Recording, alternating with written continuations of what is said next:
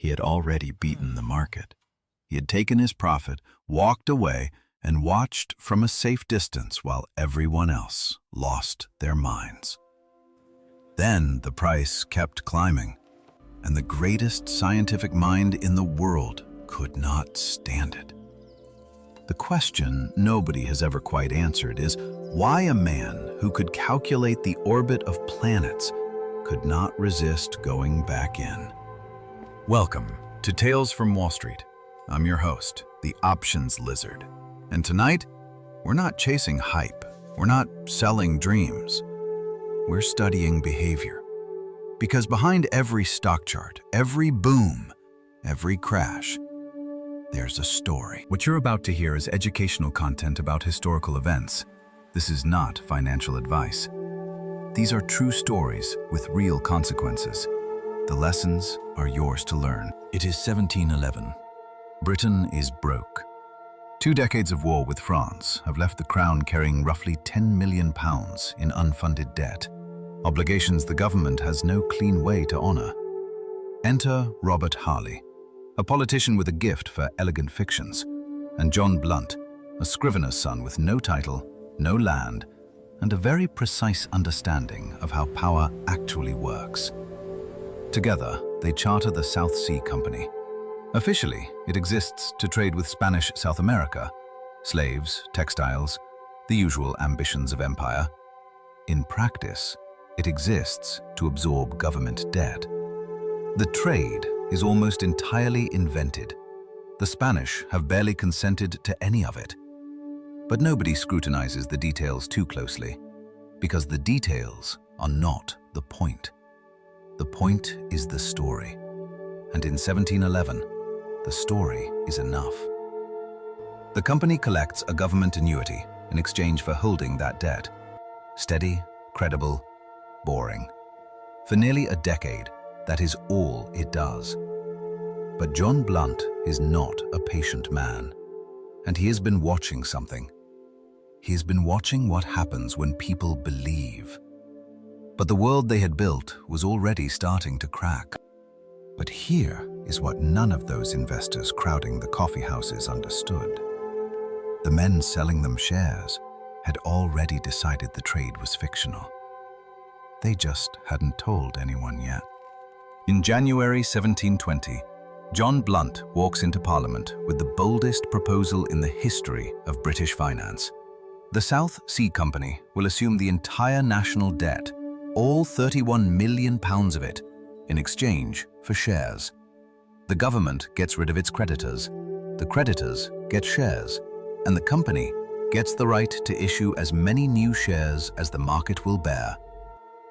Blunt already knows that the value of those shares depends entirely on belief. So, he manufactures belief. Company insiders whisper of immense trade profits just over the horizon. New share subscriptions are offered at prices that assume the frenzy will continue. And then, the masterstroke. The company begins lending buyers money against the very shares they are purchasing, so that investors who cannot afford to buy outright can borrow their way in. The price feeds the loans feed the price. By March, shares have tripled. By June, they are above £1,000. The coffee houses are so crowded with people placing orders that men are standing in the street. A chambermaid invests her savings, a bishop pawns his silver, and in his study at the Royal Mint, where he is, officially, the most rational man in England, Isaac Newton reads the numbers, folds the paper, and reaches for his pen.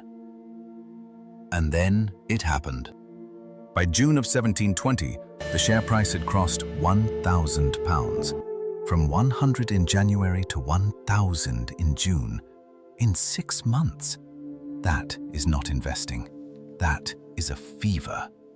And London had caught it completely. Tailors, clergymen, widows, members of Parliament, everyone was in. The coffee houses around Exchange Alley were so packed with buyers that men were conducting transactions in the street, scribbling figures on scraps of paper, handing over coin for certificates they barely understood. The price kept rising, so the price kept rising. That was the entire logic. And then there was Isaac Newton. Newton had been smart enough to get in early. He sold in the spring of 1720, pocketed £7,000 and walked away. A rational man, a disciplined man, the man who had literally described the laws by which the universe operates. Then he watched the price keep climbing, and climbing, and climbing. Somewhere between reason and envy, he broke. He re-entered the market near the peak. £20,000, gone by autumn. He reportedly said, afterward, that he could calculate the motions of heavenly bodies, but not the madness of men. He never spoke of it again.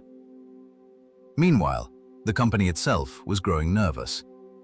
Not about the price was their product. They were nervous about competition. All through the spring and summer of 1720, the South Sea mania had spawned dozens of copycat schemes. Blank check companies raising money for ventures that ranged from the vague to the absurd. One was chartered, according to its own prospectus, for, and I am quoting directly here, carrying on an undertaking of great advantage, but nobody to know what it is. The promoter raised £2,000 in a single morning. Then he disappeared. No one ever saw him again. The company had lobbied Parliament to pass something called the Bubble Act back in June, specifically to crush these rivals. The theory was simple: eliminate the competition, keep all the money flowing towards South Sea shares. It was a catastrophic miscalculation. When the government began prosecuting the copycat companies in August, investors did not respond by shifting their money back to South Sea stock. They panicked.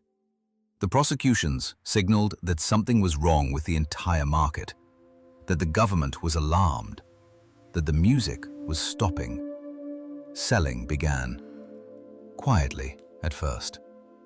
Then, not quietly at all. The price had been above £700 in late August.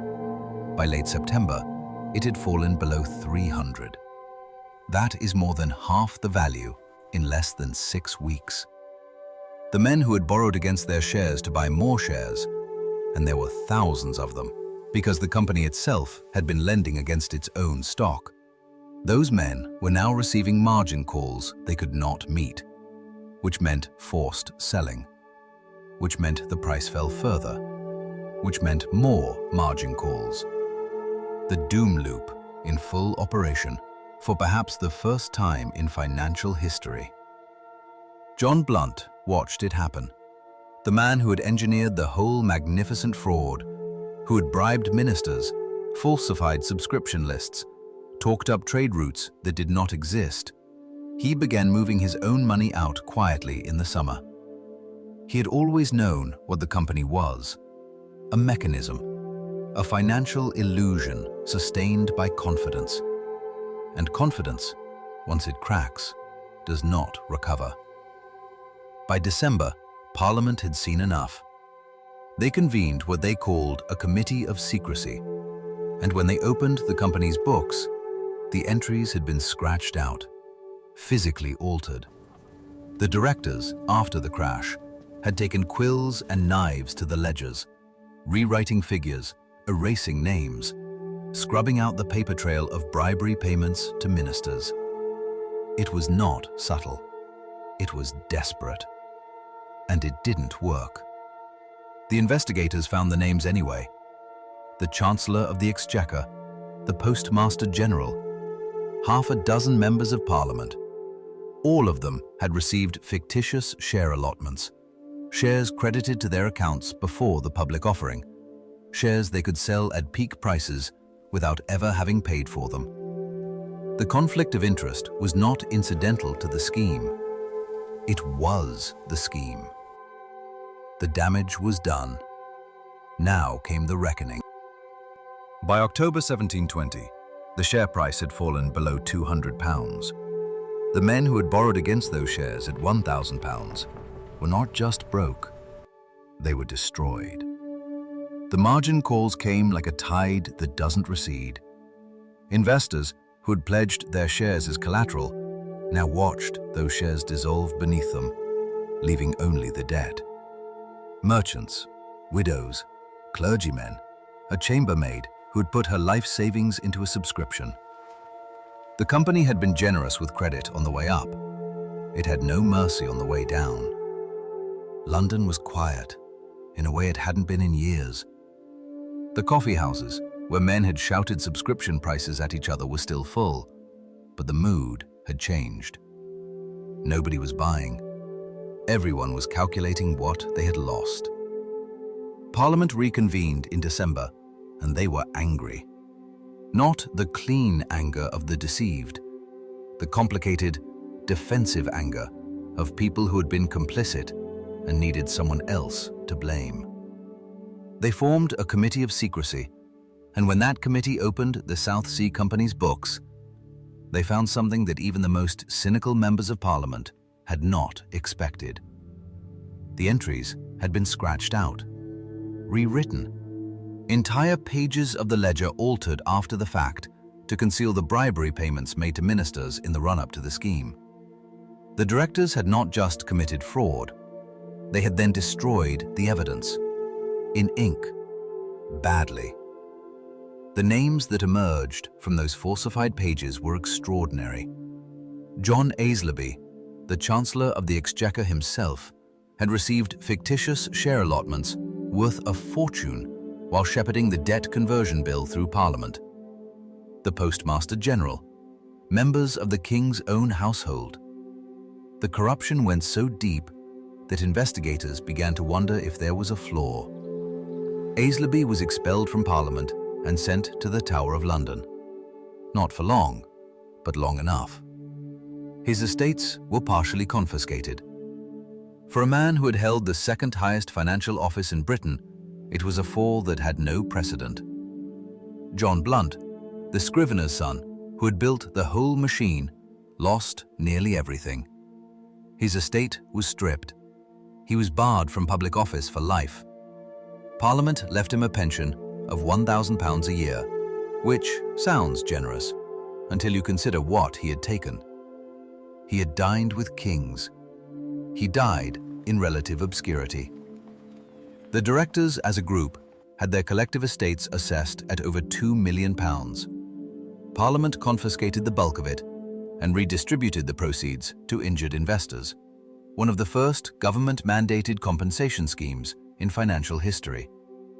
The injured investors received pennies on the pound, but the principle had been established. And then there was Newton. Isaac Newton lost approximately £20,000.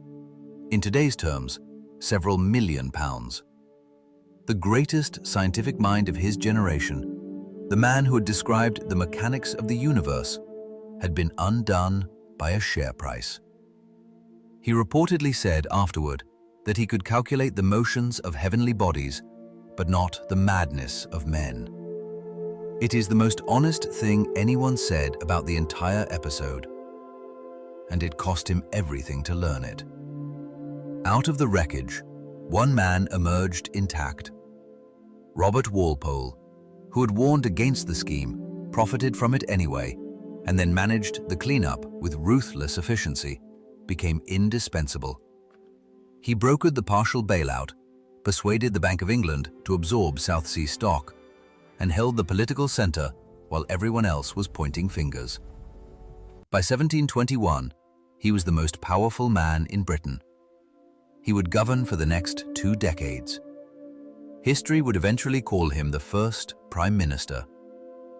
Catastrophe has a way of creating power vacuums. Walpole simply walked into the one that the South Sea Company left behind.